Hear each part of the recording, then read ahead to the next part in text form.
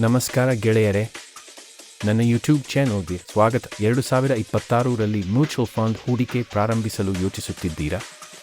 ಆದರೆ ಮೊದಲಿಗೆ ಯಾವ ಮ್ಯೂಚುವಲ್ ಫಂಡ್ಸ್ ನೋಡಬೇಕು ಅನ್ನೋದು ಗೊತ್ತಿಲ್ಲವೇ?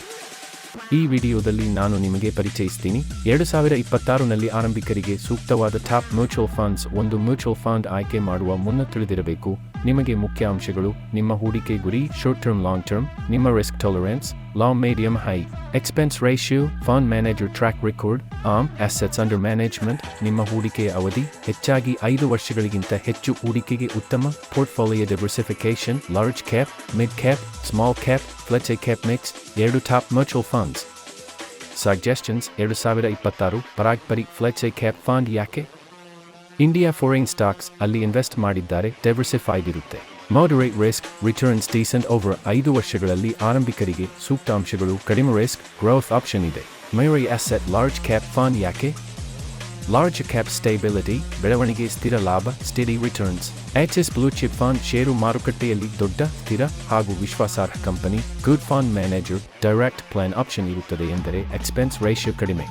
ಸ್ಮಾಲ್ ಕ್ಯಾಪ್ ಫಂಡ್ ಹೆಚ್ಚು ಬೆಲೆ ಇರಿದುಕೊಳ್ಳುವ ಸಾಮರ್ಥ್ಯ, ಆದರೆ ರಿಸ್ಕ್ ಕೂಡ ಇದೆ. ಅಂತೆ ದೀರ್ಘಾವಧಿ ಮಾಡೋದಾದ್ರೆ ಉತ್ತಮ Canara, Robeco, emerging Equities fund. Mid large cap mix, growth potential ಜೊತೆಗೆ ಸ್ಟೇಬಿಲಿಟಿ ಆಗಿದೆ. ಎಸ್ಪೆಷಲಿ 5 ವರ್ಷಗಳ ಅವಧಿಯಲ್ಲಿ ಉತ್ತಮ ರಿಟರ್ನ್ಸ್ ನೀಡಿದೆ. 3 ಹೂಡಿಕೆ ಹೇಗೆ ಪ್ರಾರಂಭಿಸಬೇಕು? ಸಿಸ್ಟಮ್ಯಾಟಿಕ್ ಇನ್ವೆಸ್ಟ್ಮೆಂಟ್ ಪ್ಲಾನ್ ಬಳಸಿ. ಪ್ರತಿ ತಿಂಗಳು ಚಿಕ್ಕ ಮೊತ್ತವನ್ನು ಹೂಡಿಕೆ ಮಾಡಿ. ಚಿಕ್ಕ ಮೊತ್ತದಿಂದ ಪ್ರಾರಂಭಿಸಿ. ₹500 - 1,000 ತಿಂಗಳು. ಲಾಂಗ್ ಟರ್ಮ್ ದೃಷ್ಟಿ ಇರಲಿ. 5-10 ವರ್ಷ ಹಾದಿಯಲ್ಲಿ ಪೋರ್ಟ್ಫೋಲಿಯೋ. ಪೀರಿಯಡಿಕ್ ಮರುಮಿಶ್ರಣ, ರೀಬ್ಯಾಲೆನ್ಸ್ ಮಾಡಿ. ಒಂದೇ ಫಂಡ್ನಲ್ಲಿ ಎಲ್ಲ ಹಣ ಹಾಕಬೇಡಿ. 2026ನಲ್ಲಿ ಮ್ಯೂಚುವಲ್ ಫಂಡ್ ಆಯ್ಕೆ ಮಾಡಲು ಈ ಫಂಡ್ಸ್ ಜೊತೆ ಈ ಅಂಶಗಳು ನಿಮಗೆ ಸಹಾಯ ಮಾಡುತ್ತವೆ: Parag Parikh flexi cap, Mirae asset large cap, Bluechip, small cap, Canara, Robeco, emerging Equities.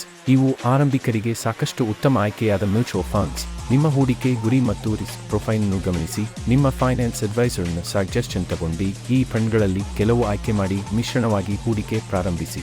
ಈ ವಿಡಿಯೋ ಉಪಯುಕ್ತವೆಂದು ಅನಿಸಿದರೆ ಲೈಕ್ ಮಾಡಿ, ಕಾಮೆಂಟ್ ಮಾಡಿ ಮತ್ತು ಸಬ್ಸ್ಕ್ರೈಬ್ ಮಾಡಿ. ಮುಂದಿನ ವಿಡಿಯೋದಲ್ಲಿ ಸಿಗೋಣ. ಅಲ್ಲಿವರೆಗೂ ಬೈ ಫ್ರೈಡ್ಸ್. ನಮಸ್ಕಾರ.